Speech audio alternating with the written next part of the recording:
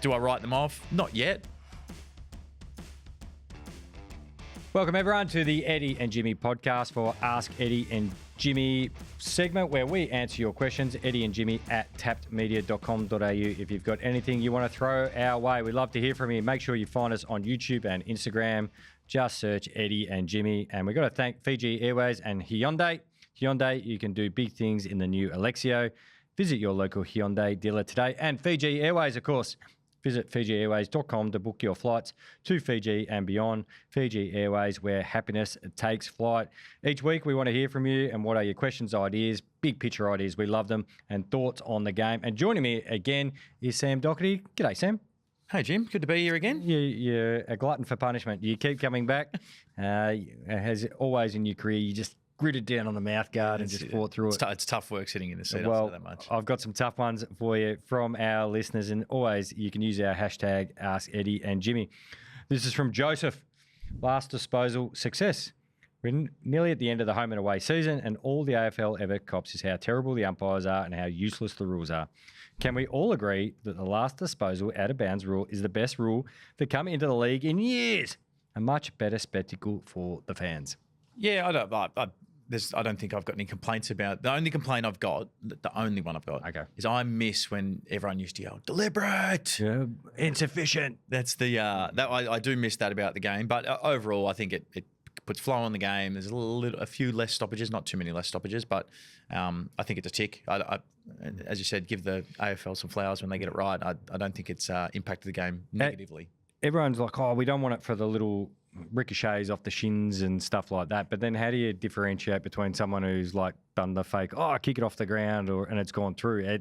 It's how they navigate, or are they just happy with the way it is and you've got the one or two ones that just cause head scratching? Yeah, I think that's what, as we get more used to the rule, and I've been down this path, as long as the AFL can go and explain it to the fans about the way it's going to be adjudicated, what's going to happen on game day, I feel like less frustration occurs.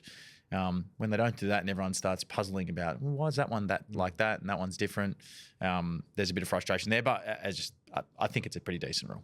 Yep, it's kept the game in flow pretty quickly. The Ruckman don't like it as much because they don't have as many chances just to wrestle each other and fall over. Thanks for your question, Joseph. If you disagree with Joseph, make sure you send us an email. Sam, wildcard. With this being the first year of the AFL's 10-team finals format, I'm a bit lost. If a team finishes 9th or 10th and grabs a wildcard spot, do they actually have a realistic shot at making a deep run in September, or is it just a gimmick to keep the season alive for mediocre teams? I don't think St Kilda, GWS, Geelong or Carlton have any chance at all. Well, it's a bit of both. Yeah, it's a bit of both. How often in the top 8 race did we see a team that came 7th or 8th make a run to the grand final? There's always been percentages, and I don't have the percentages off the top of my head, about how important top 4 is. If you're 9th and 10th, you've got to play the extra game. Well, the 8th, 9th, 7th, 8th, 9th, 10th. If you're going to play any of that, you get an extra game. It's going to make it even harder to get a deeper run in September. It's going to be hard for those teams, but it does show the importance of getting a top 6 spot now. Yeah, can't disagree with any of that, but I also just want to see it play out for once. Yeah. Like a lot of things we do in the AFL world, we put something in and we actually don't give it enough time to breathe and go, hey, how does this work? I think after we have a year or maybe 2 years of it, even clubs working out, how do we manage our way through a 5 weeks final series if we were to finish between 7th and 10th? But at a bare minimum, it has done what they wanted. There's teams that we've talked about that would have been written off weeks ago. I'm talking of Carlton, GWS, even probably St Kilda would be on that edge as well. The teams that would be like, oh, they're out of finals contention now. So, and then there's their season that just rolls on. So from a fan's perspective, I think it's been a pretty good one. I was a big hater of it at the start.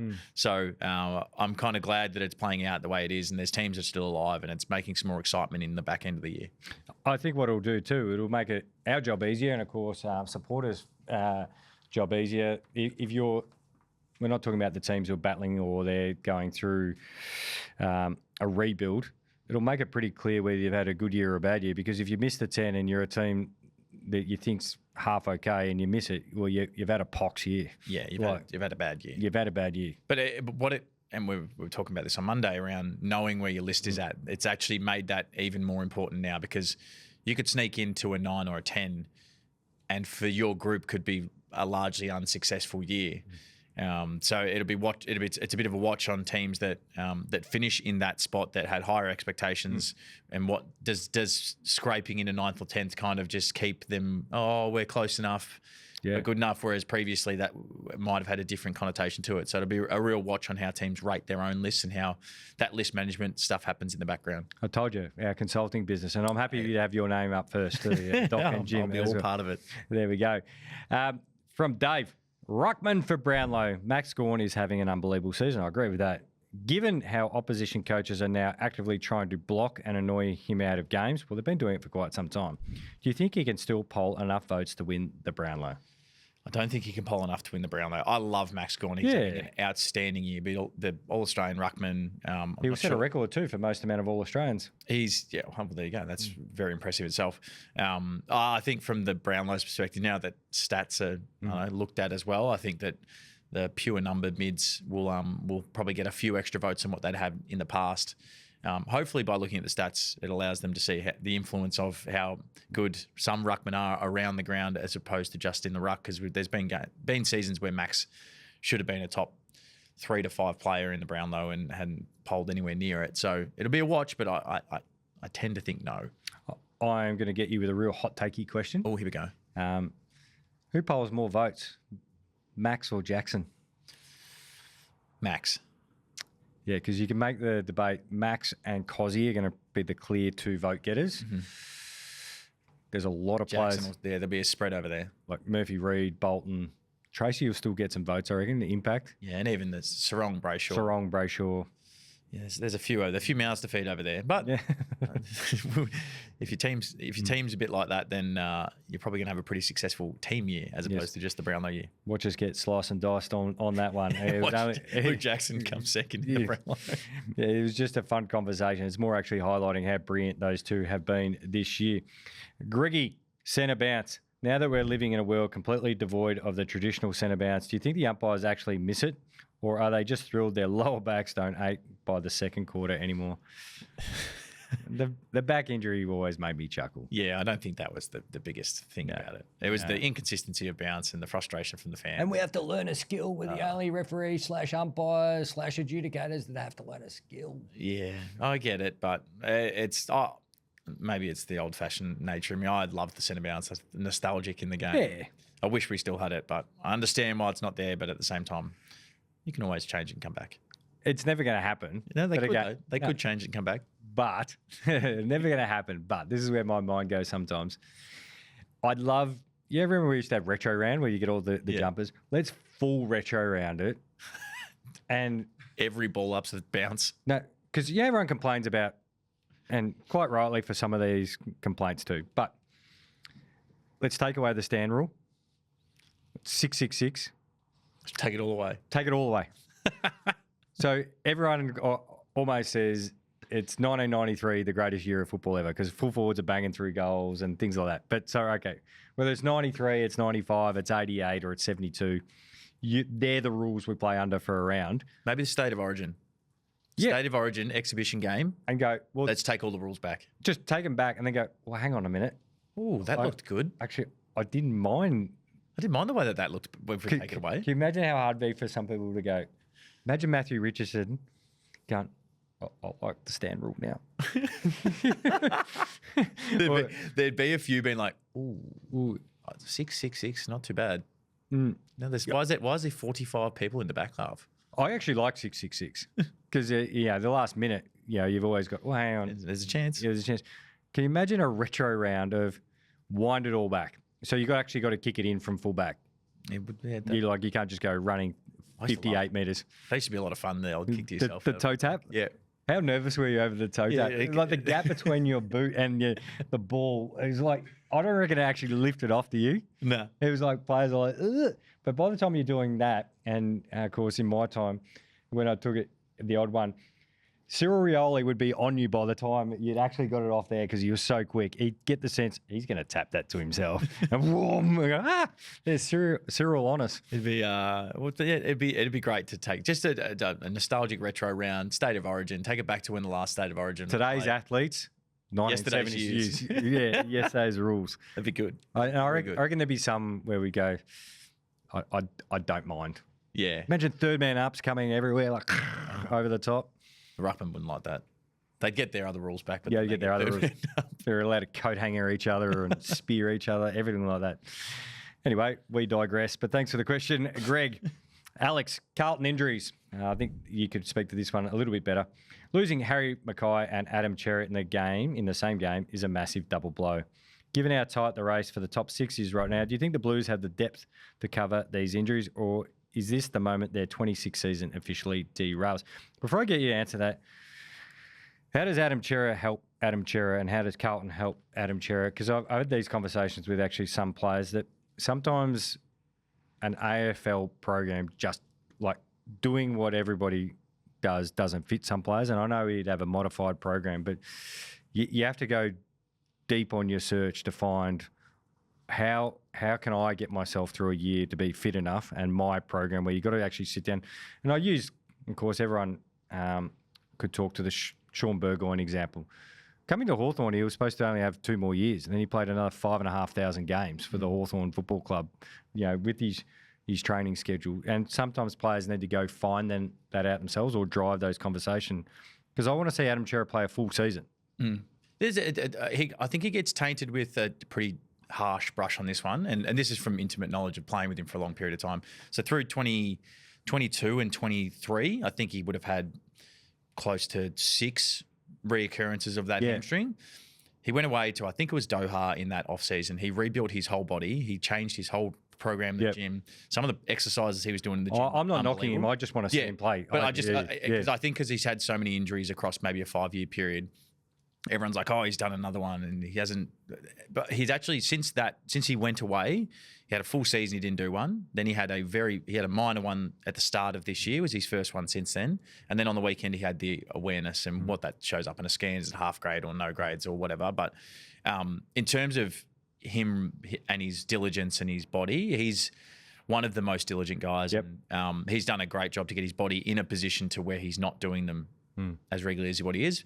Also does show the game it doesn't discriminate across injuries. You can still get them, but that's just backing up a mate that I know puts in a lot of work in the background. So I think he'll get himself right. Losing the 2 players in the game, I don't think it hurts as much this year as what it used to with the 5 on the bench. I think the significant one for this one is losing Harry. Carlton are fairly short in the forward line after losing Charlie in the off season. Then Harry shouldered a lot of that load. They're probably going to have to play 2 rucks now, and one of them be a real makeshift forward.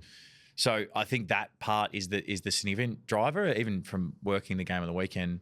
Just the inability to go long down the line and have a consistent contest down there.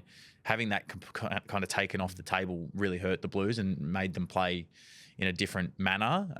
So that one will hurt over the next little while, because he's obviously out for meniscuses or anywhere from 4 to 6 weeks. So be lucky to make it back for the end of this campaign for the Blues. Do I write them off? Not yet. I think that it was going to be really hard, and then the Giants dropped one they shouldn't have. So they've kind of would be buoyed with that result, because it kind of keeps their season alive. They're going to have to beat probably one of the better sides in the comp in terms of Brisbane or Freo, and then take care of the other results, which are teams around them. So I wouldn't write them off completely yet, but it does make their road a lot harder. If they got that one on the weekend, it would have put them right in the mix. Hopefully that helps. Alex, Steve is up next. Contact training. With the AFL confirming mandated limits on contact training from 27 onwards, do you think clubs will struggle to maintain defensive tackling standards? We'd love to hear your thoughts on how coaching staffs will restructure their midweek loads without compromising physical preparation. Steve, I don't think it'll be an enormous adjustment for footy clubs anyway. They do take into account, how much impact, and I think I might have heard Adam Simpson talk about this on radio, that they'd almost grade what training is. He mentioned, today's.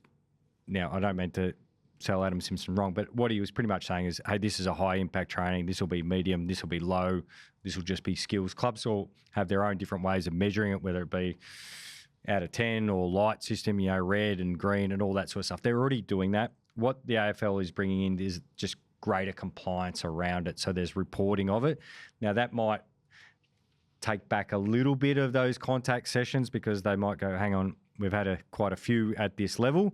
We probably shouldn't be pushing the envelope again. But they'll still be able to train it. I just think they want a greater oversight on how much impact, or call it physical tackling, collision sort of stuff goes on at training. Yeah, and I think it's a consistent approach because these metrics have, as you said, the grading system, clubs have been kind of tracking that for years now and reporting it to the AFL. But what there was is I think there was a big discrepancy between the teams at the bottom in terms of their contact training and the teams at the top. So by bringing in the reporting or the contact, whatever you call it, I don't have the rubric word for it, but for bringing that in allows clubs and the AFL to have a standardized approach of, all right, this is the top end of it. So you can be below it if you want, but there's the top end of contact training. So as you said, I don't think it'll be a massive adjustment. It might be an adjustment for a few teams, for the teams that were up the top, but in terms of most of the teams, I think they were already down this path. All clubs, Steve, have been collecting data anyway, but I think they're just going to centralise it and report it, or just have a bit of oversight. So then, unfortunately, if a player has to step away from the game, at least they can actually say, well, they've gone through this amount of training load, this amount of physical training load, and then the match day. It's just filling in, call it the Monday to the Friday, as well as the weekend stuff going on as well. So I'd probably see it more as that, unless a club comes out, and I don't think I've heard a club yet complain about it. No, it's because it's already probably happening. Hey, Doc, thanks for your time and answering those questions. We always love having you on the show. No worries. Make sure you go a rest, because we will talk to you tomorrow with our predictions for the round ahead, which there's a lot of controversy around, of course. Make sure you follow Eddie and Jimmy wherever you get your podcasts. Find us on Instagram and YouTube. Just search Eddie and Jimmy.